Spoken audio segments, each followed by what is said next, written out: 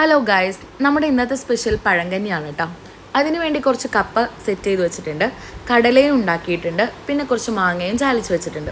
ഇടയ്ക്കൊരു വിശപ്പ് വന്നപ്പോൾ ഞാൻ ഒരു പാക്കറ്റ് ബിസ്ക്കറ്റ് വെള്ളം മുക്കി കഴിച്ചു. നിങ്ങളിങ്ങനെ കഴിക്കാറുണ്ടോ? എനിക്കിത് ഭയങ്കര ഇഷ്ടമാണ് കേട്ടോ. അത് കഴിഞ്ഞ് ഞാൻ കഞ്ഞി പാക്ക് ചെയ്തു. കഞ്ഞിയിൽ തന്നെ കപ്പ ആഡ് ചെയ്തിട്ടുണ്ട്.